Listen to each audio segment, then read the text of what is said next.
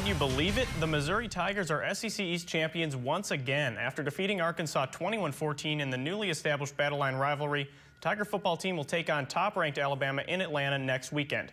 Here's what head coaches Nick Saban and Gary Pinkel had to say about the matchup. I don't think you'd stop him. I think you'd contain him the best you do. I think Cooper's the same way. You're not going to stop him. He's just a great player. You know, I think they're one of the, best teams in our league, no doubt, and certainly very deserving of what they've accomplished. And, they've overcome a lot of adversity this year to do it. What kind of thought have you given to the possibility of maybe sneaking into the 14 playoff if you can beat Alabama? And honestly, those things take care of themselves. And, I don't make, predictions. And, we're just doing what we do. This is the next game. We're focusing. We want to play well, and whatever happens, happens. Tigers didn't make it look easy at first against the Arkansas Razorbacks. Here's how they clinched their second straight division title. Gary Pinkel building himself an impressive resume with 5 division titles since 2007. 4 minutes to go here in the second quarter. Arkansas already leading 14-3, and Matty Mock's pass gets batted down and picked off. The offense had just 61 yards of offense at that point, things looking bleak early on. However, right before the halftime, Andrew Baggett drills a 50-yard field goal to make it 14-6, and he becomes the first Mizzou kicker to ever make 2 50-plus yard field goals in the same game. Fourth quarter now, after a Tiger touchdown, a little trickeration. Bud Sasser rolls out on the reverse and hits a wide-open Darius White in the back corner of the end zone to tie the game up at 14. Now, after a Mizzou score, time winding down, they lead 21-14. Last chance for Arkansas, and Marcus Golden comes up huge, forcing a fumble and ensuring a Tiger victory. Missouri wins the SEC East for the second straight year. Here was the ensuing celebration.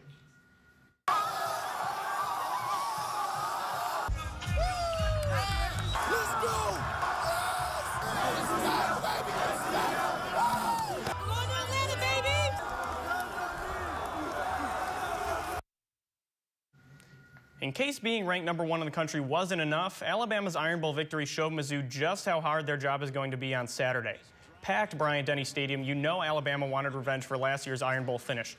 The first quarter, Blake Sims hits receiver Amari Cooper on a 17-yard touchdown to make it 14-3. Cooper was just getting started on a monster day. Sammy Coates does his best Cooper impression here for Auburn. This stellar catch sets up a field goal just before the half. He finished with 2 touchdowns and over 200 receiving yards of his own. But here in the third quarter with Alabama trailing 36-27, Cooper, a man on a mission, hauls in this 75-yard touchdown to cut the lead to 36-34. He finished with 3 touchdowns and the most receiving yards in Iron Bowl history at 224. The Missouri secondary is going to have their hands full next weekend. Alabama running away with it now. Derrick Henry punches it in from 25 yards out to make it 55-36. And Crimson Tide roll 55-44. So even with a bad loss to Indiana at home, does Mizzou really have a chance at the college football playoff if they beat Alabama on Saturday? Well, they're going to need some help. Tigers will be rooting for number 11 Arizona to beat number 2 Oregon, number 16 Georgia Tech to knock off undefeated Florida State, and Wisconsin to beat number 6 Ohio State. If all of those things happen and Mizzou tops #1 team in the country, it could be enough to convince the College Football Playoff Committee to include them in the 14 playoff. Well, he may not be finding great deals on TVs and tablets this winter. GM of the Royals, Dayton Moore, will be looking for some bargains in the free agent market during the MLB winter meetings, which start a week from today.